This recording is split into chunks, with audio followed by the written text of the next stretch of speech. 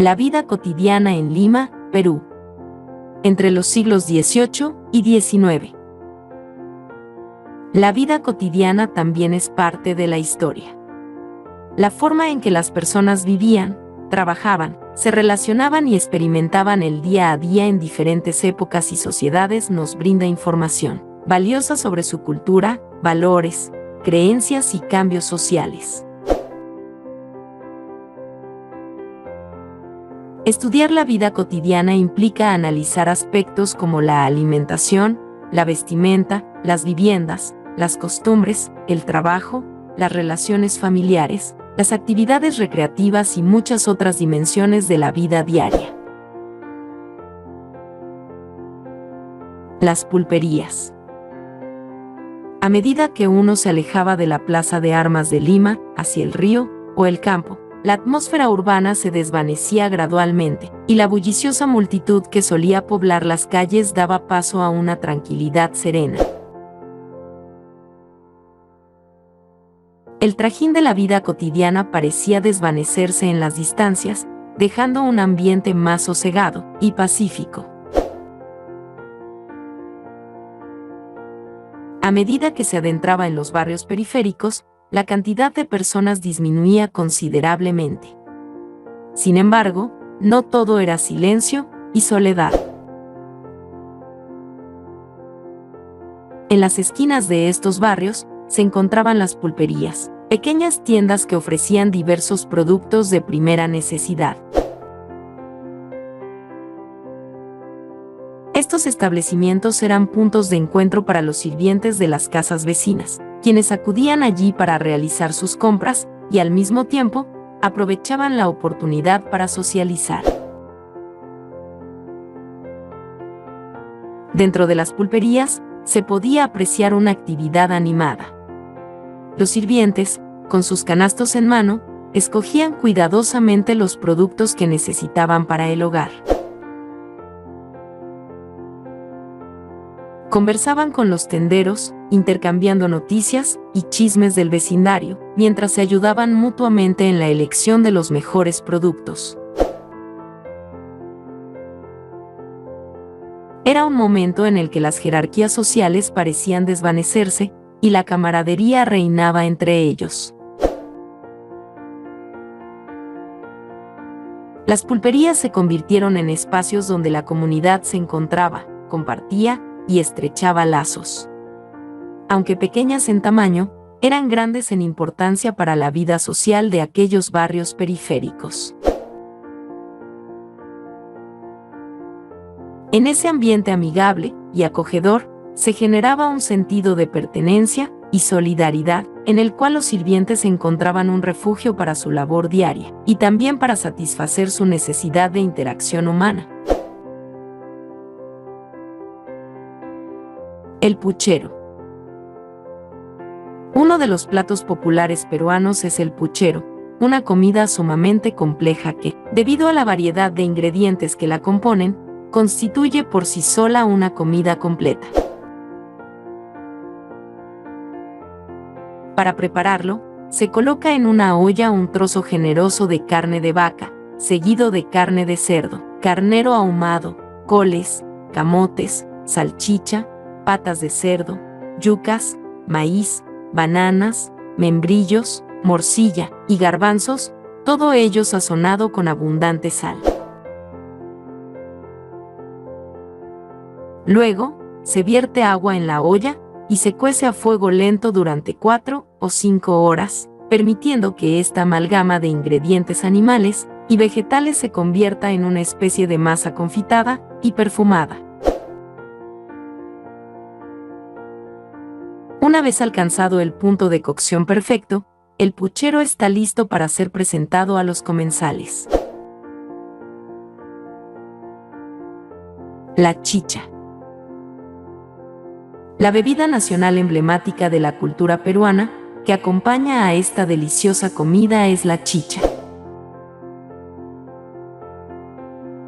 Para elaborarla, se utiliza maíz que se recolecta en el momento en que comienza a brotar la jora, es decir, cuando los granos ya han alcanzado su madurez.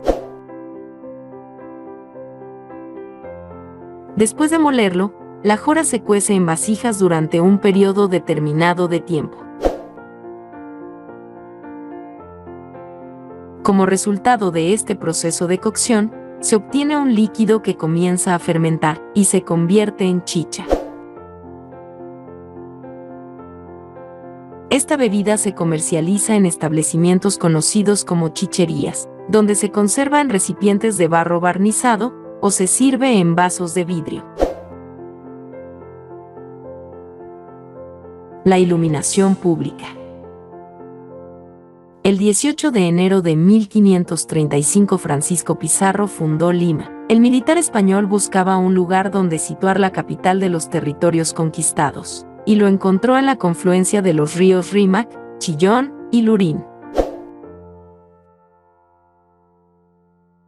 Ya para el año 1776, Lima era una ciudad importante del Virreinato del Perú, con una población de alrededor de 50.000 habitantes. La iluminación pública apenas había sido instalada, marcando un hito en la historia de la ciudad. Sin embargo, debido a consideraciones económicas, las autoridades municipales decidieron limitarla al centro de la ciudad y a las principales arterias. Esto significaba que, al alejarse de esta zona central, adentrarse en las calles y barrios periféricos, uno se encontraba con una realidad completamente distinta. Avanzaba en medio de la oscuridad y la incertidumbre. Las calles iluminadas en el centro de Lima eran consideradas privilegiadas. Contaban con farolas o lámparas que, en las noches, proporcionaban un destello de luz artificial, otorgando un ambiente más seguro y animado. Estas áreas eran el corazón de la ciudad, donde se concentraban los principales edificios gubernamentales, comercios y lugares de encuentro social. Sin embargo, al aventurarse más allá de la zona iluminada, la falta de luz se hacía notoria. Las calles se volvían más estrechas, y los edificios menos prominentes, sumiéndose en una oscuridad casi total. Los transeúntes y residentes que se aventuraban fuera de los límites iluminados, tenían que enfrentar la incertidumbre de avanzar en un ambiente prácticamente desconocido. El avance en estas áreas no iluminadas era un acto de valentía y temeridad. El camino se volvía una especie de laberinto en el que uno se guiaba más por la intuición y la memoria que por la visibilidad. La falta de luz dificultaba la orientación y aumentaba la sensación de inseguridad. Las sombras y la oscuridad podían ocultar obstáculos, callejones estrechos o rincones peligrosos, generando una atmósfera llena de misterio y tensión. Este contraste entre las áreas iluminadas y las no iluminadas reflejaba las desigualdades y limitaciones de la época. En 1847, se inicia la iluminación pública con aceite de ballena. En 1855, se inaugura el primer sistema de iluminación a gas en Lima. En 1861, llega el primer barril de querosene al Perú. En 1863, se perfora el primer pozo petrolero. En 1884, entra en operación la primera central hidroeléctrica construida por la empresa minera Tarijas, Huaraz. En 1886 se inaugura el alumbrado público en la Plaza de Armas y algunas calles del centro de Lima. Para ese momento, la iluminación en Lima estaba conformada referencialmente por 2.203 lámparas a gas en los domicilios y 5.219 luces a gas en edificios y alumbrado público. La higiene urbana. Fue solo después de la conquista que las autoridades municipales en Lima comenzaron a tomar medidas concretas para abordar la higiene urbana. Durante el gobierno del virrey Amat, se hizo evidente la necesidad de mantener limpias las calles y de gestionar adecuadamente la basura generada por la creciente población. Como respuesta a esta problemática, los alcaldes recibieron nuevas atribuciones que incluían la responsabilidad de mantener la limpieza de las calles y llevar a cabo la incineración de la basura. Los alcaldes se convirtieron en figuras clave para la gestión de la higiene urbana. Tenían la autoridad para emitir órdenes y establecer normativas relacionadas con la limpieza de las vías públicas y la eliminación de los desechos. Su objetivo era mantener un entorno limpio y saludable para los habitantes de la ciudad.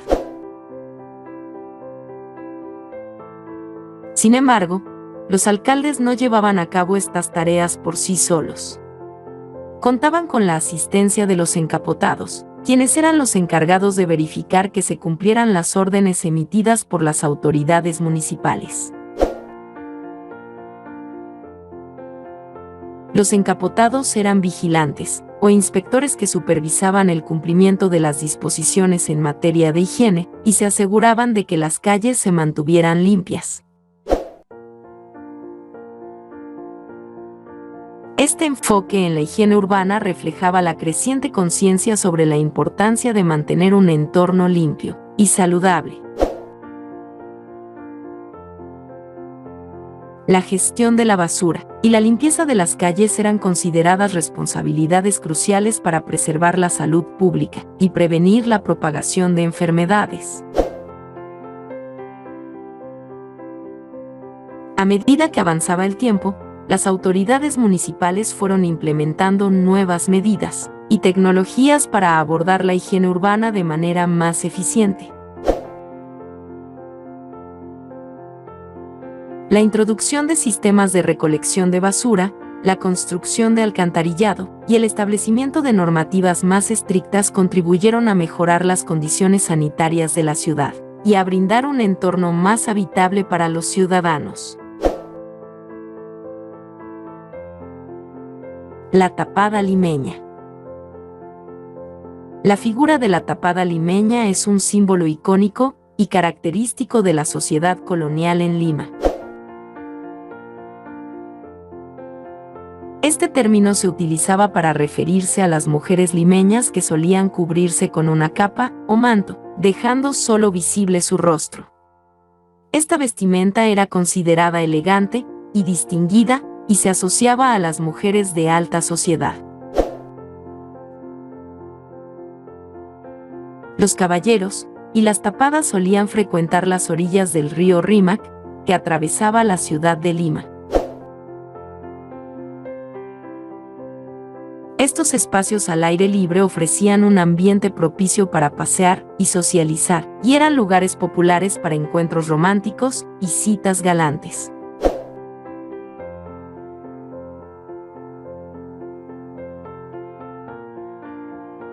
Comparte, comenta, dale me gusta, suscríbete e interactúa para seguir aprendiendo sobre historia.